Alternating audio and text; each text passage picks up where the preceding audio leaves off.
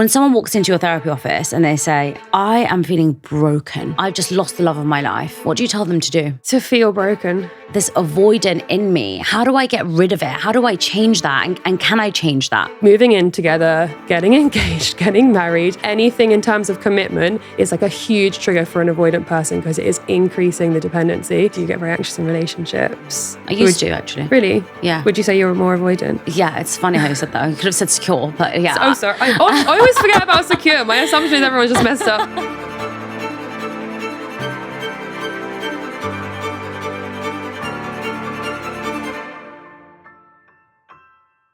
Hey everyone, and welcome back to A Millennial Mind, the podcast where I invite guests to change my mind on a topic we think we understand. Are we born with an attachment style, and can we change it?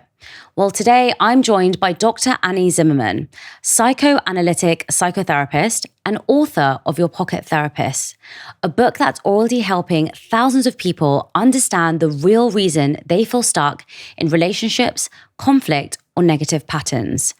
Today, Annie is here to change my mind on why we're still attracted to the wrong people, not just in love, but in our friendships too. We dive into the psychology of attraction, attachment wounds, and how the people we chase or tolerate are often reflections of unresolved patterns from our past. So if you've ever asked yourself why you keep ending up in the same kind of relationships, this episode is for you. Today, we'll challenge what you think you know about dating, friendships, and healing, and most importantly, yourself. So if this episode makes you reflect on your own patterns or even just makes you feel seen, please share it with someone who needs to hear it today. And if you haven't already, hit that subscribe button, leave a review, and follow the show. It helps us bring on even more powerful guests like Annie and keep these incredible conversations going. Thank you all so much for your support. Let's get into this episode. Annie, hi. Welcome back to Millennial Mind. Thanks, happy to be here. I'm so happy to have you on this podcast again because the last one we did went so well and I learned so much from you. But I'm back today because I want you to change my mind that someone can turn from perhaps an anxious avoidant attachment style to a secure attachment style. But before we get into it, let's just talk about the different types of attachment styles because I think there's a lot of misconception around what they are and what each of them mean. I guess there are 4 attachment styles. Okay. I think it's important to understand. The first one is secure, which is actually the one I always forget about because there's no complaints. There's less complaints, which means that you generally feel safe with people and you have like an inner trust that people are going to show up for you and not going to let you down. Okay. And that comes from having parents who tended not to let you down. Of course, they were never perfect, but they were reliable. And so you learn, okay, people care about me, people love me, and you internalize that belief. You go out into the world expecting other people to do the same. Then there's anxious attachment, which happens when a caregiver is inconsistent. So sometimes they're really present and really loving, and other times they're not there. That creates a lot of anxiety for the child. I don't mean not there in terms of necessarily physically not there, but it can be also emotionally not there. So if they're looking at their phone or just disengaged or dissociating or always busy and never having time, that creates a lot of anxiety in the child because they're not feeling met, they're not feeling as cared for as they need. And so they start ramping up their kind of adaptive behaviors. So they start crying a bit more, they start complaining a bit more. And all of this is to try to get the caregiver to look at them and to have that attention that they so need. So babies are really clever, right? They can't do anything for themselves, but they know that their parent is the reason they're alive. So they're trained from like day one to be cute, to look in the eye, to make eye contact, to make cute noises. And everything that they do is designed to get their parent to give them the care that they need to survive because they are helpless. Wait, what? From the moment they're born? Yeah. They're really adaptive because it's kind of all they've got. Wow. Which is what makes humans really unique, right? Because we're kind of born too early. If you look at like a baby, I don't know, cow or sheep, they get out of the womb and they start running and feeding themselves. They don't need their parents in the same way. Whereas, you know, a toddler who's 2 can only just start to walk and is still quite dependent upon their parents for survival. So all they can do is make sure that they keep that relationship with their parent as positive as it can be. And obviously there are limits to their control, you know, but if a parent is sometimes present, sometimes not, the moments when they're not present, the baby will cry a lot more and it will kick up a fuss. And it learns, okay, this is how I get attention. I have these anxious behaviors that get my needs met. And then translate that into a romantic relationship when that child grows up. They might text all the time. They might call up and cry or start intense conversations as a way if they feel someone pulling away, they will do that as a way to get that connection again. And then they feel safe. Oh my God, this is fascinating. We need to come back to this. Tell me about the other attachment styles though first. I have like a million questions to ask you on this. Okay. Yeah. Wow. So if that doesn't work, if the parent is really unavailable, so it's not even inconsistent, it's just that they're not really present.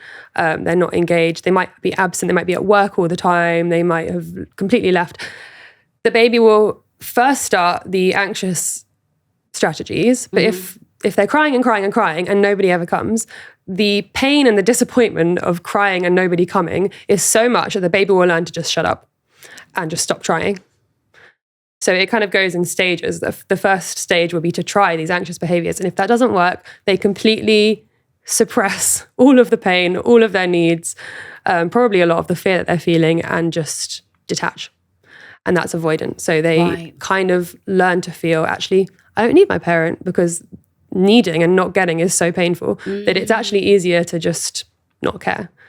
And so they kind of measure attachment styles in children by something called the strange situation, which is where they have the parent there with the child. The parent leaves the room, a stranger comes in, and then when the parent comes back, they look at the child's reaction. And with an avoidant person, the baby will turn their head away, act like they don't care that the parent's gone at all or that the parent's back, and they're completely like whatever about it. But on the inside, probably they're feeling a lot of complicated, fearful, scared feelings about the fact that their mum has just left the room. And probably they're feeling a lot of joy that she's come back and relief, but they don't show any of it because they have already learned from this really young age, like, don't show your feelings, don't be vulnerable, I don't need you. And to translate that into a romantic relationship in adulthood, it's more kind of classic in men, but of course anyone can be avoidant. And it's that hyper independence of like, people let me down, people aren't going to be there for me, so I don't need anyone. And they are completely detached from their need. It's much safer to believe that I don't need anyone. And so for them, closeness is the most threatening thing. So for an anxious person, distance triggers them and is really, really scary. For an avoidant, it's the complete opposite. So closeness triggers them. The idea that they could need someone and rely on someone is way too scary because their blueprint is like, what? I can't trust that person. So often they start to get closer. Those are the moments where they'll push someone away. So key milestones like becoming official, putting a label on it, moving in together, getting engaged, getting married, anything in terms of commitment is like a huge trigger for an avoidant person because it is increasing the dependency and they don't want to confront that. They don't want to feel they need someone. So these are often the moments that they'll pull away, they'll sabotage things, and they'll never be aware of this. It's all operating on the unconscious level, but they'll suddenly be like, I don't love my partner anymore, or actually I want to see other people, and put all of these blocks that push it away. And anyone who's ever been on the receiving end of that knows how frustrating and painful that can be. But for them, it's safety. It's like push away. Okay, I feel better. Wow. And so those are the three. What's the fourth? So the fourth is more complex. It's called disorganized or fearful avoidant, and it's kind of a combination of the two. It happens generally when you have a caregiver that you are afraid of. So generally in abusive situations, or if you have a very shouty parent. So when your caregiver, who's the source of life, safety, and comfort, is also the source of fear and aggression, it's so confusing for the child because they both want the closeness and they're scared of it. Okay. So it's called disorganized because it's so confusing. They go to this person for comfort and love, and they also get attacked by this person, or they get made to feel unsafe by this person, and that can lead to an adult relationship in which someone is desperate for closeness, but they also sabotage it, and it can feel really messy. And a lot of the relationship kind of dynamics end up being very dramatic. It's a lot of arguing. You feel this kind of clinginess of like, I need you, but then you find yourself pushing people away, even though that's not what you want. And it can feel really confusing to be in it because you've learned to associate love with fear. in the same way. And so it's a constant push and pull, and it can change from minute to minute. So 1 minute you can feel really close, and then something can happen and you can feel like I've completely lost all my feelings for you within the same second. It's really interesting. As you're talking about all of them, I feel like I resonate with them all. Yeah. And I think that's the beauty of these attachment styles, isn't it? There's not just one single definition. It's like there can be a crossover, right? Yeah. And I write in my book, Your Pocket Therapist, like hold on to your attachment styles lightly. I think we can see it as like a fixed identity, like this is who I am. But anyone who's had multiple relationships will maybe have had an experience of like, oh, it's weird because I wasn't anxious in this relationship. But when I was with this person, suddenly I had an anxious attachment. And that's because it's a relational situation. So if you're with an avoidantly attached person who's not texting you back, who can't commit to you, who is making you feel insecure, that would generate anxiety in most people.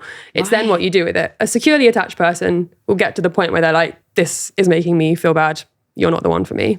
But an anxiously attached person is more likely to stay in that dynamic and not be able to leave, and because that anxiety is familiar, so they don't even know that they can expect better. But again, it's the other person who tends to bring out our attachment style. So I think that's really interesting, because you can have a sense of yourself as being one thing and then have an entirely different experience. Again, being with someone who is really, really intensely clingy can make anyone feel avoidant and like, okay, like enough, even if the avoidant attachment isn't what their kind of main go-to. It's so interesting. And I really want to go back to the second point that you made, especially around anxious and avoidant, when you learn that when you're a child. So are you born with an attachment style, or are you trained to have an attachment style by your parents? It's hard to say because we don't know, but I think a lot of the studies show that attachment is created by your environment, because it's an adaptive strategy. Okay. So I think there's, of course, such a thing as genes and epigenetics and personality types that just exist in you from the minute that you're born. But most people, if they're put in a certain situation, I think will develop that attachment style based on the parenting that they're getting. Yeah, I think it's kind of the classic nature-nurture debate, but with attachment, because it's so related to the parent relationship, it is really driven by your environment and whatever that parenting you experience is. As a therapist, what would you recommend parents to do with their children when it comes to crying?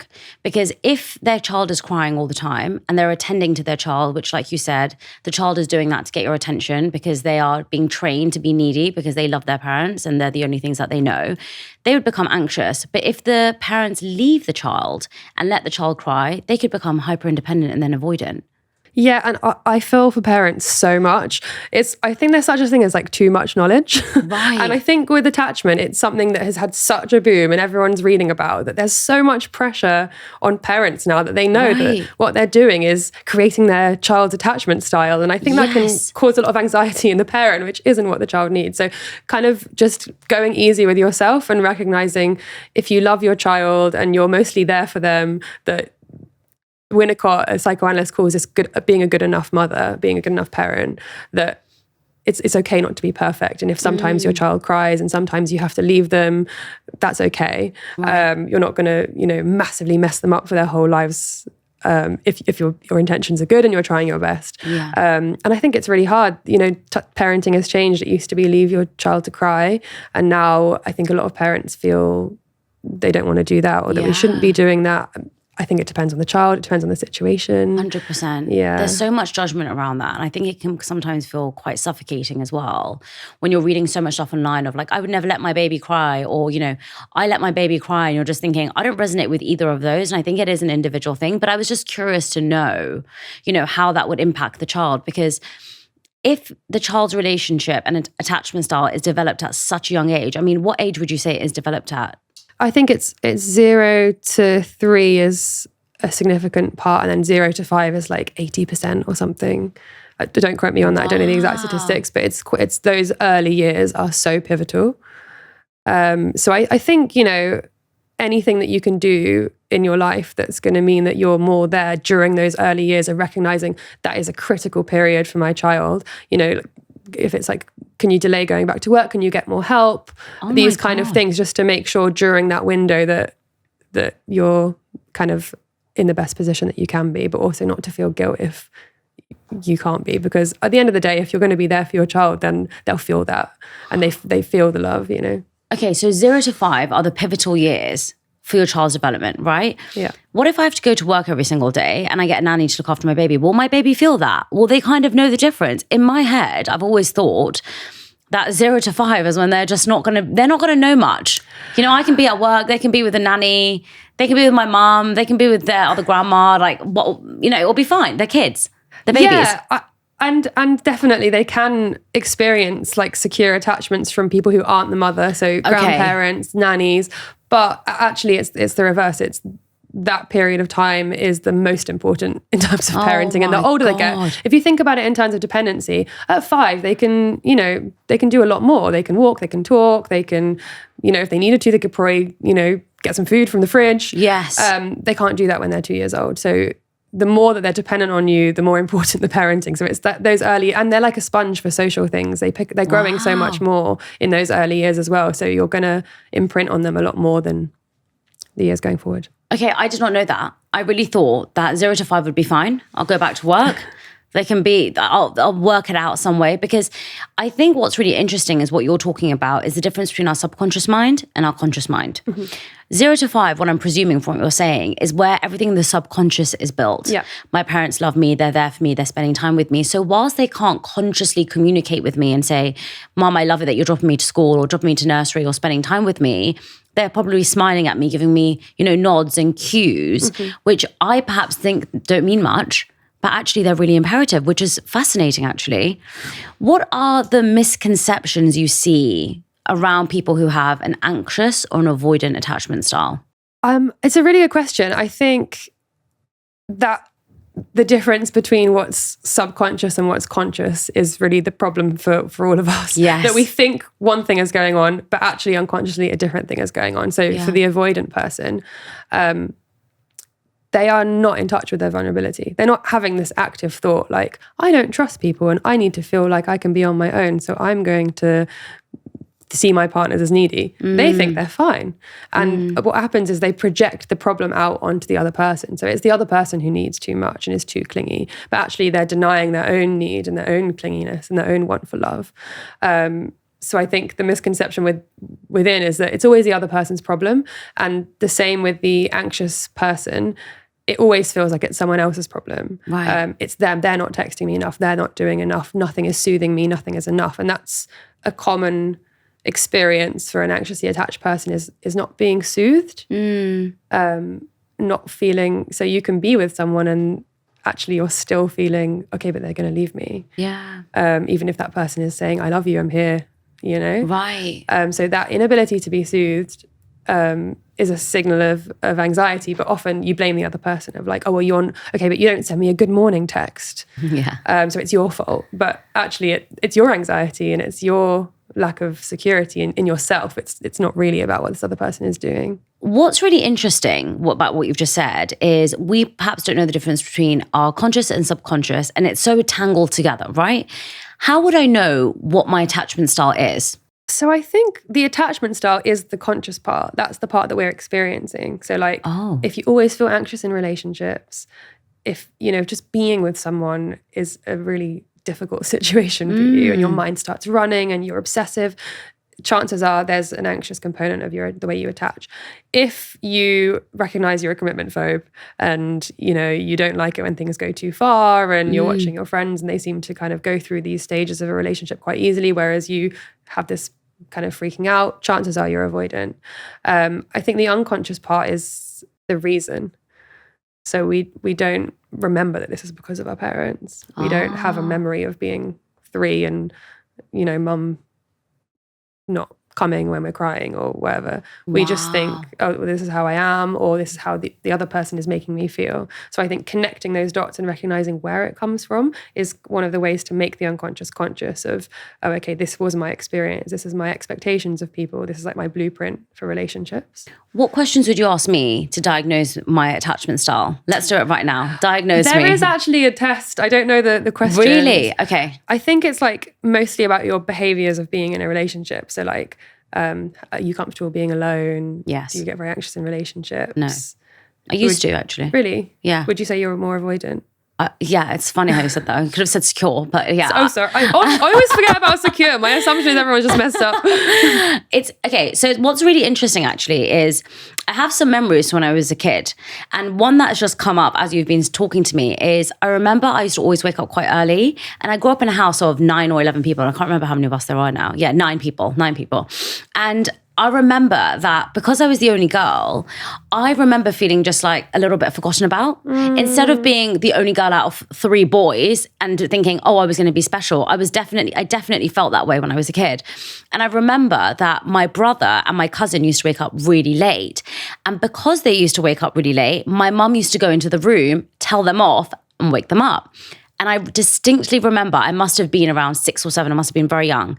I woke up and I said, I'm going to stay in bed because someone's going to come and get me. And no one came to get me because I woke up at like 7 and it was now like 9 o'clock, but they used to wake up at like 11. And I remember that. And it's really, when I was talking to someone the other day, we were talking about friendships. I would say in my relationship now, I am secure, by the way. I very rarely feel anxious. And I know this because I was in a relationship previously, and I would say all of my relationships previously, I was super anxious. But now I feel very secure, but I definitely see this avoidant coming in. And in my friendships, I would say I'm definitely avoidant. I never want to ask my friends for things. I don't like being so close where someone calls me every single day. And I remember when I was younger, I never wanted to have like one best friend. I found it very like suffocating. But really weirdly, in my romantic relationships, I've always wanted to be in a relationship. I've never felt fearful of committing or for being with someone. I have definitely thought about, there have been relationships I've been in where I haven't obviously, I've disliked them and I've stayed with them sometimes because I felt sorry for them. That has happened to me a few times. So I know that I don't know what that means, but I definitely do feel that this avoidant in me, how do I get rid of it? How do I change that? And can I change that? Well, I mean, it sounds like you kind of have, if you're now experiencing yourself as secure. Only in romantic though, not in friendships. You're having it in friendships. Yeah. It's funny you say this, this classic thing of staying in a relationship. Yes. Because you feel sorry for them or you don't want to end it. Because I think that's quite a common experience for avoidant people is. Really? They don't necessarily feel like, okay, this is where I want to be. Yes. But they have a real sense of guilt about hurting people. Yes. So they might not want to do the breaking up. And they might not want to do the cutting off. And it's about wanting to feel like a good person and a kind person. And I don't want to be mean. Definitely. But they're feeling they've detached. And that's so hard for the other person because they pick up on that. Which actually you could argue is crueler. It is a bit crueler. But people feel like, oh, if I leave someone, I'm hurting them and I don't want to do that. I mean, I communicated many times I didn't want to be with them, but they were just like, let's try again. And I was like, all right, okay. So I felt bad. But I was talking to someone about this the other day, and I realized that 3 of the relationships I was in when I was younger, I didn't want to be in them, but I felt sorry for that person, which is why I stayed in it. And then eventually I just got sick of it. So I ended it, and it ended quite abruptly, which is not very good, is it? Because I just didn't communicate. But I just feel that I definitely notice I'm a lot more avoidant in my friendships now. And there are days, and I don't know if this is my hormones or my period or being in my 30s, I have no idea how to diagnose it. But there's some days I wake up and I do feel distant from my partner, and it's not anything he has done. I'm just like, I have woken up today and I just want to be by myself. But I also don't know, it's because I'm so busy and I'm talking all the time, that some days I just do need alone time. How do I know? Well, again, it's about where you can be soothed by. Like if for you, the feeling of safety and being soothed is being on your own. So when you get overwhelmed, I just need a day to myself. That is, I guess, a classically more avoidant thing. Whereas an anxious person might feel I need the other person to soothe me. I do feel like I need him to soothe me though. If I'm really anxious and like if, yesterday I was actually having a day and I was so frustrated and I was so angry. And I said to him, I'm just so angry. And he just came to give me a hug and he started patting me on the back. I know, he's so sweet. And he was like, is that better? And I was like, that is actually so much better. Thank you. And that's why I'm saying it's quite confusing to me. I don't know if I'm anxious or if I'm avoidant, but I wouldn't say that I have this fear or anxiety when he doesn't message me or I don't hear from him or any of that. I'm just reflecting on how funny it is, this desire to be categorized of like, I must fit Isn't it? cleanly into one category. And actually, so true. Relationships are complex and nuanced, and we're complex and nuanced. And on some days you go to him for security and other days you need a day on your own. And I think we can really fixate on attachment style as being like the only explanation for every single thing that happens in a relationship. So there's true. so many other dynamics and power struggles and culture and gender and like things that define our relationships that aren't just attachment style. So I think this attachment obsession is great, and it's interesting, and people are reflecting on why they are the way they are and wanting to change. But I just also think it's important to just give ourselves a break, and sometimes we're just okay. I really actually love that we kind of had this discussion on the podcast, because I presume that you have a lot of people that come to you and say, which am I? Am I this or this or this? And I think, not giving a definitive answer is sometimes the best thing, because you're not saying you're one thing or the other. And you can become obsessed with saying you're one thing. I've heard a lot of people that say, I can't do this because I'm anxious. My parents left me, my boyfriend left me, I'm just an anxious person. And so I can't do a certain thing. Do you have people that come to you and say that? Yeah, absolutely. I think people come into therapy with really fixed narratives about who they are.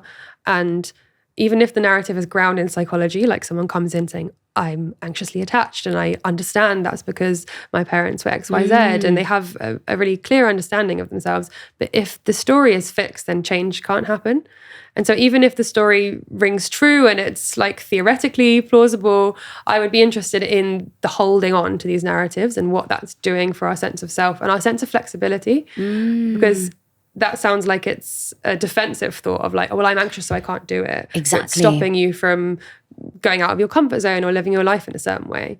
So I think it's really important to challenge any sort of like stories we tell ourselves about ourselves, even if they're about attachment. Because yes, you can have an anxious attachment, but these things can shift. And it sounds like for you're a prime example of you experience relationships one way, and then as you matured 100%. and now you're in a different situation. And I guess I'm curious for you about what you think helped you to change that. It's actually, I do think the person. I don't think I was ever in a relationship with someone who made me feel very safe and seen and also be free. I was always in a relationship, I think, with someone previously that commented on perhaps, the way I looked or something that I did, or it was all to do with like an achievement or something external. I think with Nikhil, if I wake up in the morning and my hair, I look like a hobo, by the way, I never look like this. I'm wearing a lot of makeup. But I wake up in the morning, I have my hair in a bun, I've got all my baby hair sticking out, I've got toothpaste on my jumper, and he'll always say to me, you look so nice. And I'm like, I look like a hobo. And I know that I have a lot of negative self-talk. I constantly say, I look like a hobo, I look like a mess. I constantly say, I'm not good enough. These are narratives that I didn't realize that I was embedding into my mind until I met him. And so when I say I look like a hobo, he'll be like, no, you don't. I'll do something wrong and I'll say, I'm an idiot. And he'll be like, you are not an idiot. What you did was wrong, but you are not an idiot. Or if I drop something, I'll be like, oh, I'm such a moron. And he'll be like, but you're not a moron. Why do you keep saying that?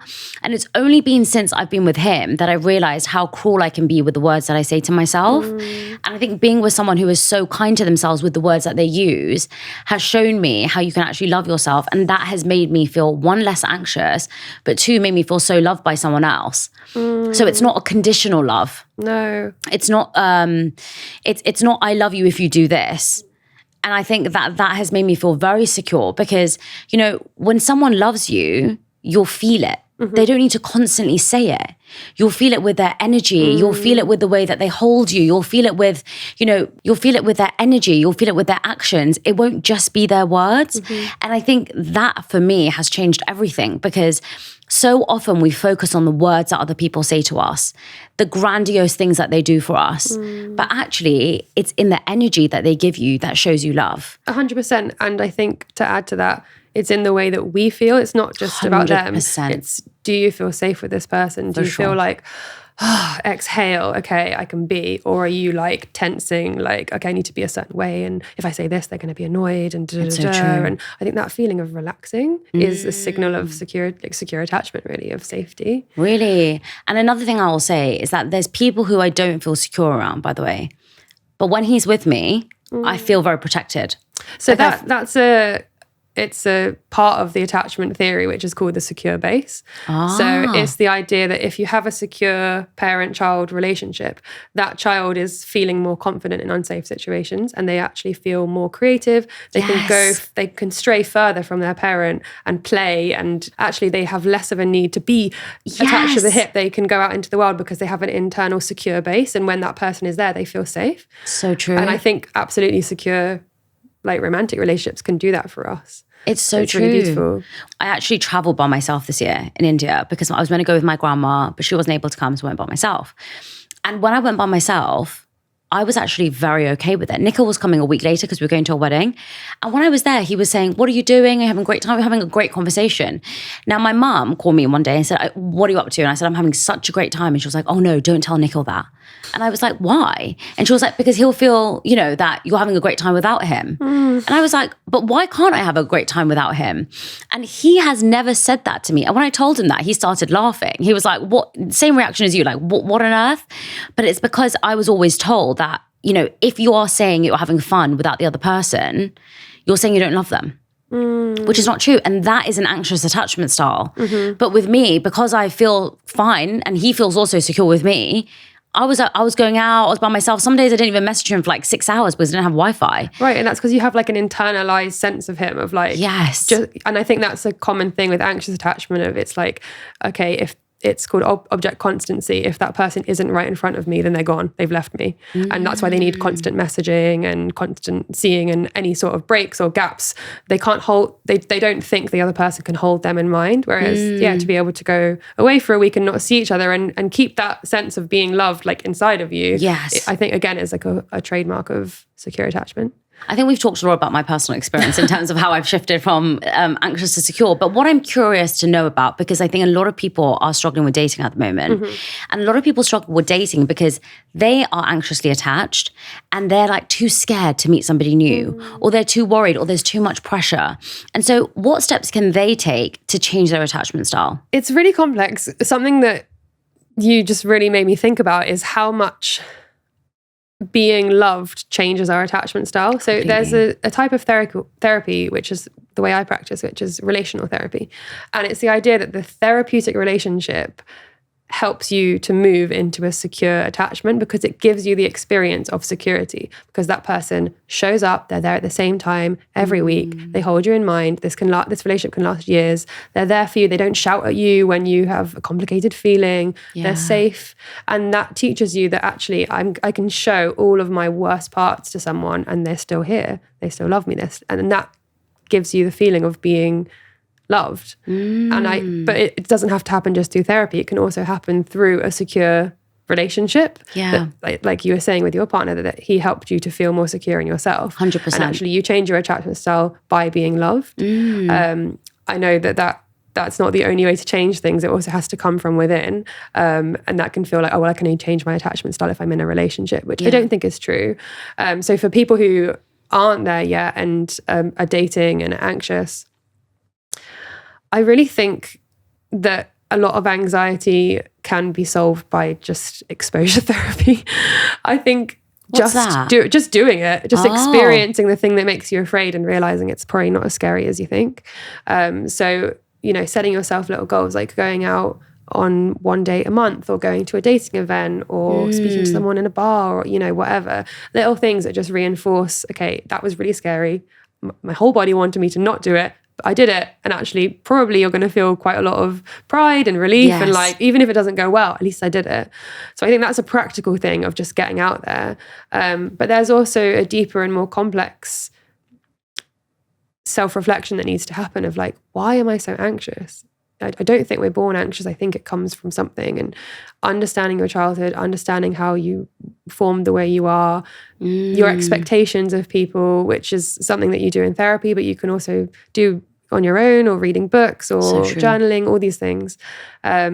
I think if you come into the dating world with an understanding of who you are, what your triggers are, the kinds of relationships that you're drawn towards that you probably shouldn't be in, the types of things you're repeating from your past, I think if you know that, you can recognize some of the signs and hopefully move towards something that feels more secure. And then the other thing I would say is going with your intuition. I think we know when someone isn't right for us, that you might feel like constantly sick in your belly or really adrenalized, and even though you can mistake that for the excitement of falling for someone, I think we do know when something doesn't feel right. And the hard thing is acting on it, but the first step is to be really honest with yourself about, when does this feel safe and when does this feel like I'm going to be going into something that's going to bring me a lot of pain. And trusting in yourself that, saying no to the wrong person will lead you to the right person. But how do people know what safe means? Because a lot of people haven't grown up in safe environments or had any safe exposure to anything. Yeah, and it can make it really hard to recognize. And familiarity can feel safe for people because, oh, okay, well, I know this. Again, having an experience of being with a therapist where that safety is modeled and you have a different experience can start to make you think, oh, okay, like this feels different from what I've experienced. And I think, being really honest in a relationship about when you feel safe and not safe and seeing how that person responds and talking it through and communicating, I think is also a really important way of becoming securely attached, is to communicate. So true. Like, this doesn't feel right. Yeah. Why doesn't it feel right? I'm not feeling good with this. Yeah. Oh, I'm feeling this need to pull away. Can we think together about what's happening in our dynamic? That feels so scary for people. But actually, I think by having the bravery to communicate, you're almost saying, okay, well, I can handle myself and I need to find someone who can. So true. And if that person can't have those conversations, then they're not going to be able to be in a secure relationship with you. The interesting thing that you just said as well, which I really want to touch on, is asking yourself, why are you so anxious? So when you asked me how I shifted from being in an anxious attachment style to a secure attachment style, I actually did that.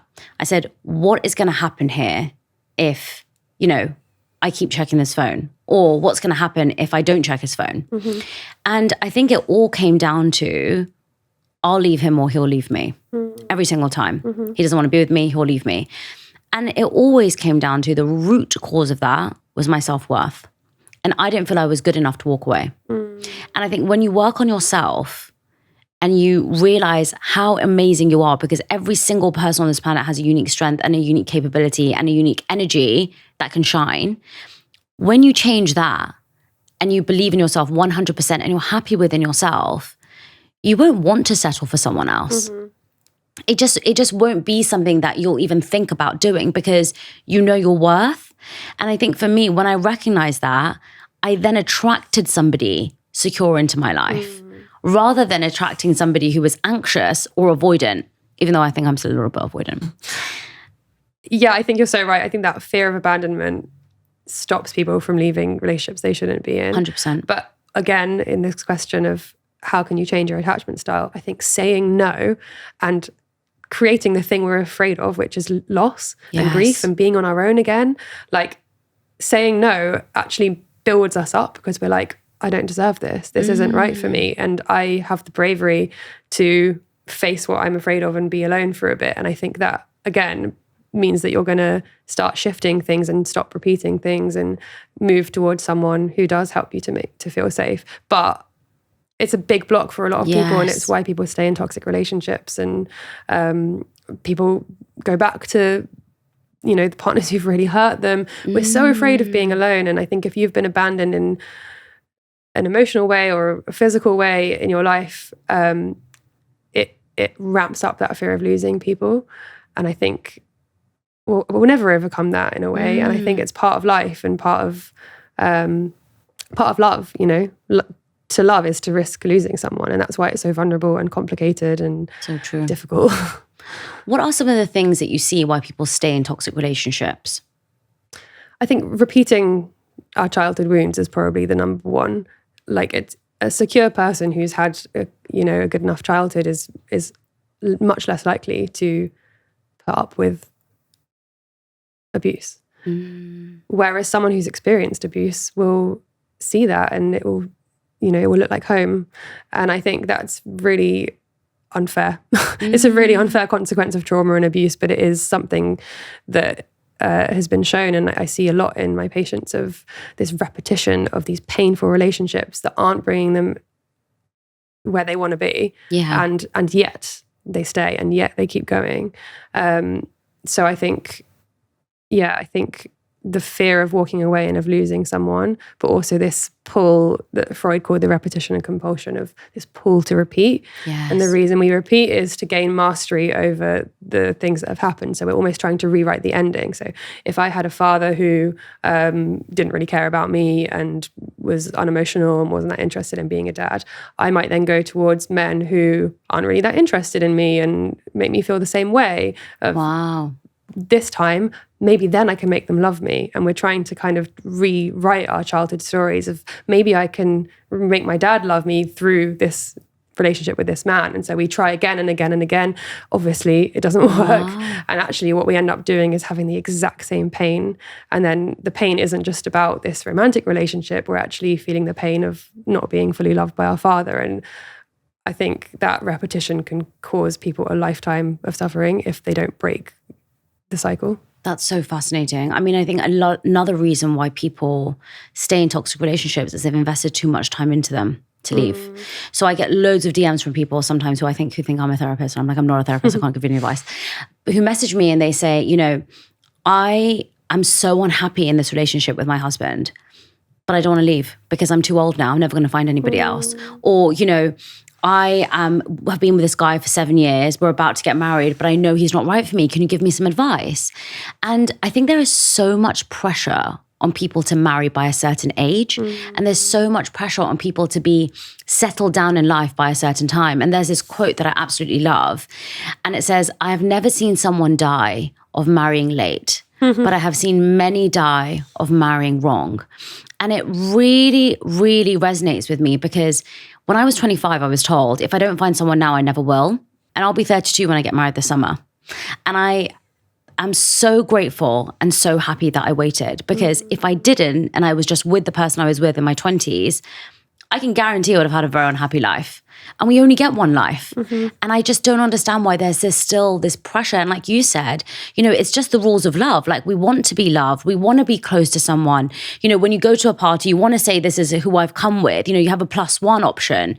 It's never like a +2 or a 3 where you can take your friends. And I think it can get really tricky for people to kind of get trapped into this cycle. What do you think about attachment styles with friendships? Because that's something that I think people don't really talk about a lot. If you recognize you have an attachment style with your partner, do you have the same attachment style with your friendships, or can it be different? I think our attachment styles can completely change depending on the relationship we're in. But it's so important that it's not just a romantic relationship that triggers attachment. It can be family, it can be colleagues, it can be your boss, it can be your friends. And I think definitely with the shift in friendships, you talk about being in your 30s, as I'm experiencing a huge shift in how friends are, that there was this huge importance on friendship that is just shifting as people get married and have kids and move away. And that can trigger a lot of anxiety, because in a way it's a mini abandonment. It's not intentional, but it can make you feel really left and like you're not cared about. And wait, this person was really interested in me and now they're not replying and I only see them 6 months. So I think, just because you're experiencing an attachment with one person, it doesn't mean it's going to be the same, but the triggers are the same. And we want to feel loved by our friends as much as we want to feel loved in our romantic relationships. And because friendships then go down in terms of like the hierarchy of needs, it can feel really personal. And I think adapting to that and accepting that, rather than trying to fight it, is probably the best way to peace. Wow, that's so interesting, actually. I recorded a podcast recently around friendships and why they are just as important as our romantic relationships. I was arguing against, so it looks like in that podcast that I'm really anti-friendship, which I'm not. It's just I was arguing on the other side to give a different perspective. But what's really interesting that you've just said is that as we get older, we do have less time for our friends. I had friends in school who I used to talk to every single day. Then you go to university, you might distance a little bit because you live close to each other. You still see each other all the time. I live an hour away from one of my friends now. And so it can feel as if I've detached myself from them, and it can feel a little bit personal. I completely agree with you. How do we change that though? How do we know that we're becoming anxious or if we're becoming avoidant? Because we could become anxious and think, oh my God, I want to message you and I'm going to keep messaging you because we no longer speak every single day. Or it could become, well, I don't need you anymore and you're no longer my friend. And that could really ruin relationships.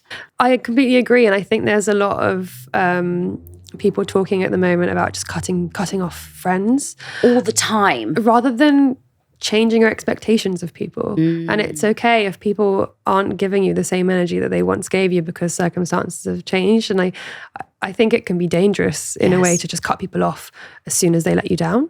Yeah. Isn't that avoidant though, or anxious? Yes, Which one is it? It's also fearful avoidant. It's like, I can't even avoidant. bear to be in this because it hurts so much. But Yes. and also what we don't talk about with friends is communicating. Like it's so part of our literature about romantic relationships that relationships take work. Like we all know that. We have to have these conversations and we have to bare our soul. And then with friendships, like everyone's too afraid to say anything, or it feels like if you have to have a difficult conversation, then that you shouldn't be their friend anymore. But so true. I think if you're feeling triggered and it's a good enough friend that you think they can handle it, saying, hey, things have changed with us, that, what's going on here? And sometimes that conversation might change things. Sometimes that conversation might just be part of accepting that the things are different. But I think one of the best ways to change our attachment experiences is communication. Yeah. Always. So if feeling anxious in any sort of relationship is quite unbearable. It makes us obsessive. It makes us freak out and act weird. And to kind of relieve that from ourselves, I think just putting it out there can be a really neat way of just, diffusing that anxiety. So saying to our friends, like, I know this is crazy, but I'm feeling kind of anxious because we see each other less, and like, I love you, and it's coming from a nice place. Nothing accusatory, but just owning your feelings. And that person might respond, well, they might not. It actually doesn't really matter. It's more about you, just letting yourself have that vulnerability, and hopefully it will bring you closer. Yeah, so true. But I think a lot of people struggle to communicate, and just say things how they are. Yeah. What advice would you give to those people who are watching this right now thinking, I know I need to say this to my friend. It's just too awkward and too uncomfortable. I'd rather just avoid it. Yeah, and something I hear a lot of people say is like, oh, well, they're not going to take it well. Right. And I think that's actually kind of a defensive thing of like, you don't want to have the conversation, so you're going to say, oh, well, it's because of them. But it's about you. The conversation is not for them. It's for you. It's for you to say it. And of course, if you're going to get a negative response, that's something to consider. But I think that's not actually a reason not to say it, because the conversation is for you. It's to get the anxiety out of you. It's to, be authentic and not be false. Because I think if you're having a friendship that's changing and then, you meet for coffee and you don't mention it, like it can feel inauthentic, and you're having all this small talk and actually you're having this entire experience that you're not letting them into, and that's actually stopping you from having more intimacy and closeness. So true. Just recognizing that, it might be difficult, but it's probably actually going to make you feel closer, or at least make you feel better in yourself. Yeah. But we're not taught to communicate really, and we're not taught to have those difficult conversations. So that's another thing that I think requires a lot of practice. And we can start really small of just saying, like, I don't know, I don't want to meet for dinner tonight because I'm too busy. And then slowly we build up to much more vulnerable things. And it's kind of like a muscle, we exercise it by doing it more and more until it feels more comfortable.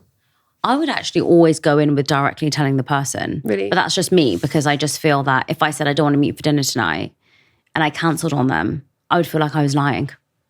Yeah, so a lot of people would say yes because they don't want to have to risk upsetting the other person. I think that's kind of a classic people pleaser thing of they end up booking in 3 plans in a night and then have to make up an excuse for everyone because they're just so afraid of saying no. So true. I really want to talk about now, which is something that is very heavy.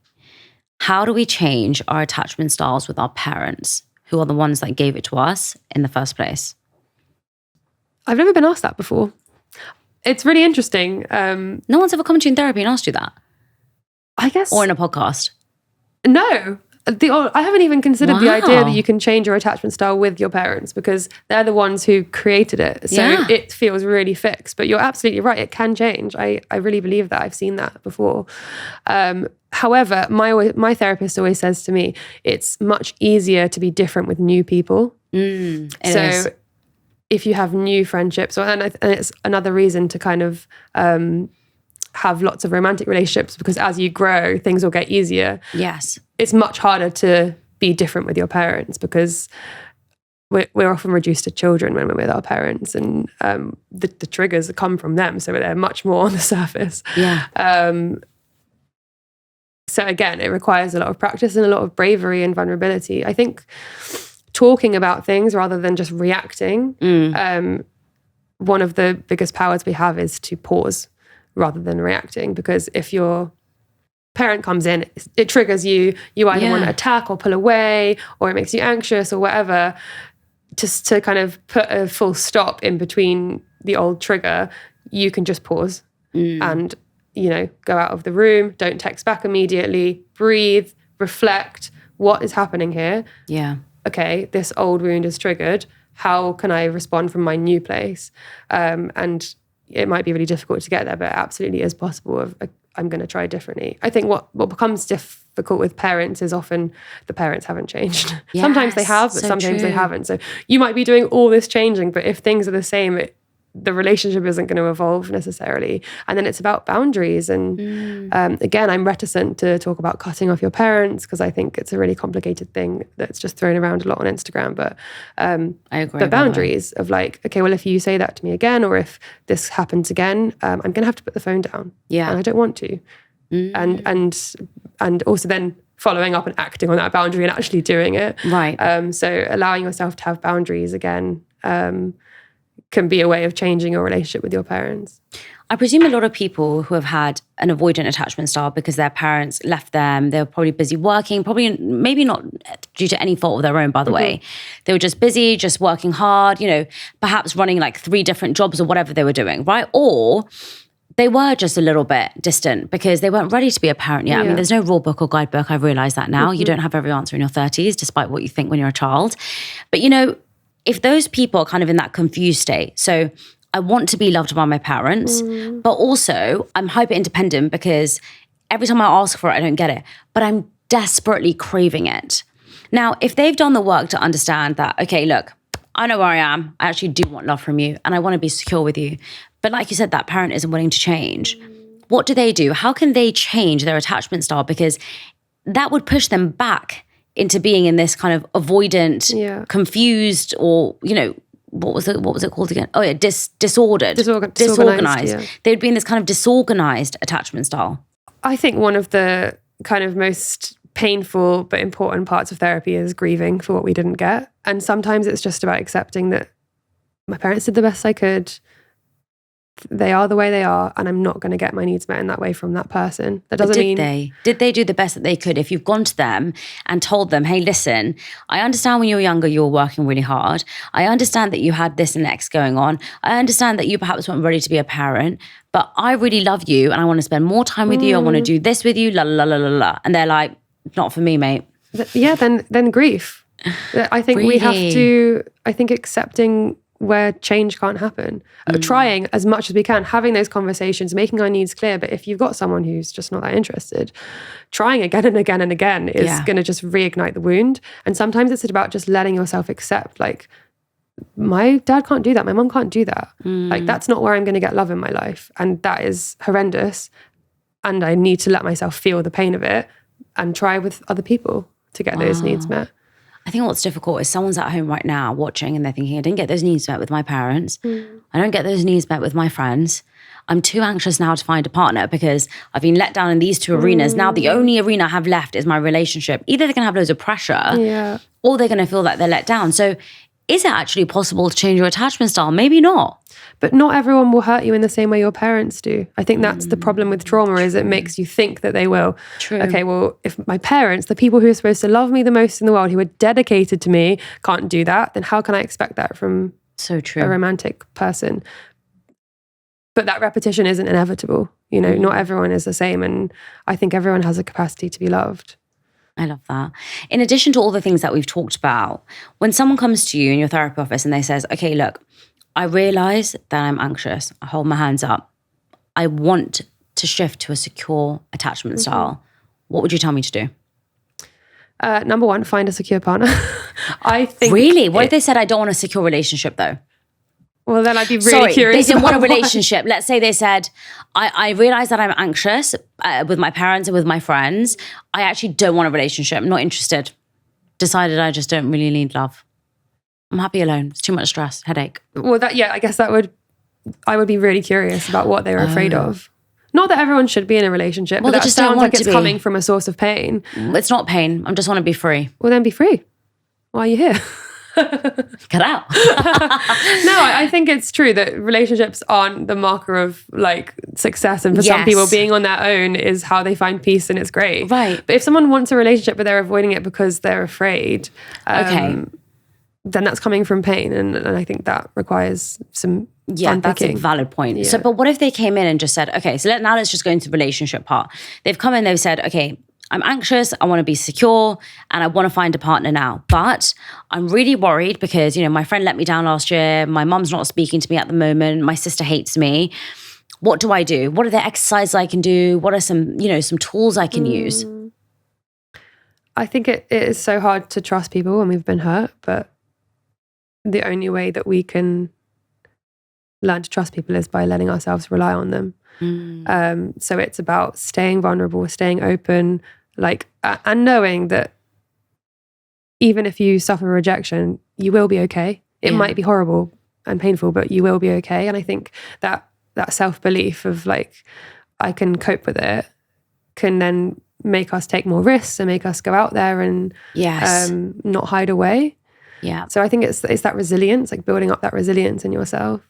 And moving towards people who are there for you. And sometimes that might be moving away from the people who consistently let you down. Right. Because they've shown that they can't be relied upon, but not everyone is the same. And moving towards people who are more warm and consistent. But how would they find those people? In terms of romantic relationships, I guess then it's a numbers game, isn't it? Just keep going until you find one. Yeah, I think, action is actually a very important point. Recently, when we were filming the trailer for this podcast, we had to go into Leicester Square.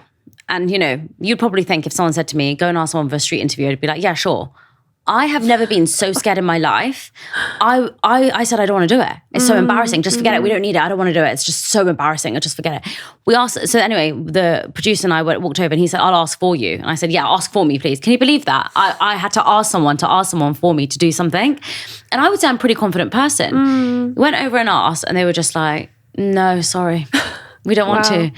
And in that moment, I was like, this is so embarrassing. I just wanted to crawl up and I was just like, I'm not asking anyone else. But weirdly, when we walked away, we said, all right, let's just ask another person. And then I asked.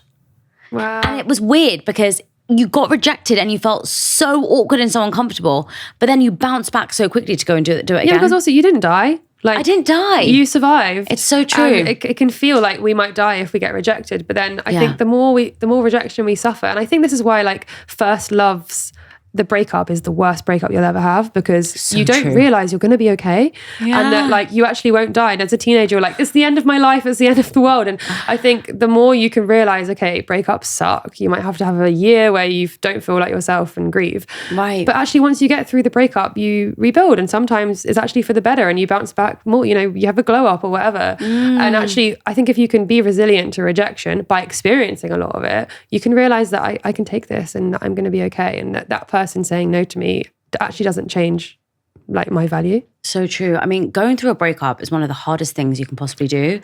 The song came on the other day in the store. It was Energy by Kerry Wilson. Do you remember that song? Okay. My heart started to hurt because it was the song that played when my 16-year-old boyfriend broke up with me. Right. And it was so painful. And this is now 15 years later. No, wait, more. Nearly 16 years later. And I was listening to the song and my heart started to hurt. I was like, oh my God, my brain has remembered this feeling from this one song. But, a lot of people struggle with breaking up with their partner. A lot of people really don't know what to do. When someone walks into your therapy office and they say, I am feeling broken. Yeah. I've just lost the love of my life. What do you tell them to do? To feel broken.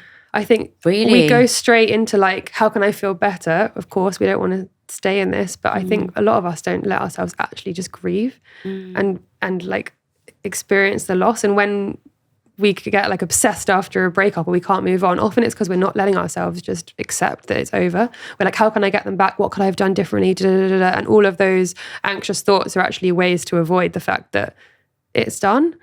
So I think just holding space for grief, and often, most of the time, it does change eventually. And then I think breakups actually can be a time of immense growth. Yeah. I think sometimes I love post-breakup energy in people because they're suddenly they've got all this energy back for themselves and they're what do I want to do and who do I want to be and I'm going to go out there. And I think, letting yourself have the pain, but also letting yourself grow and change rather than staying stuck in the past is the best way to move through. For sure. And I think that just shows the fluidity of our emotions.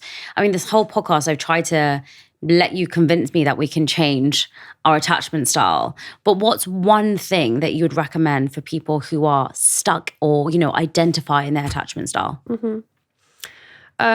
Well, if it's hysterical, it's historical. So go backwards, look at your past, look at your childhood, understand where it's come from, grieve, mourn, and then go out there and try to be different. Yeah. Try to be vulnerable. Try to find different types of relationship that don't necessarily feel familiar but do feel different. It's all an exploration, I think. And I think, having a therapist who can help you reflect during that process is really essential. I think what's really interesting about this whole podcast has been how we've just shifted from all the different styles and how we've seen that they're all interlinked, but also they're different with every person we interact with. Yeah. They're different at different stages of our life. I think it's more to do with the self. Absolutely. And how much we self-love and self-trust. Because if you self-trust, you're not then going to be super anxious or super avoidant because you're going to be so honest with yourself. And when you're honest with yourself, you're probably going to be really honest with your partner. So whilst we focus this whole conversation around how can we change our attachment style for somebody else? It's for you. It's for us, which I think has been really, really powerful. So thank you so much. Of course, yeah, it's been great. Thank you.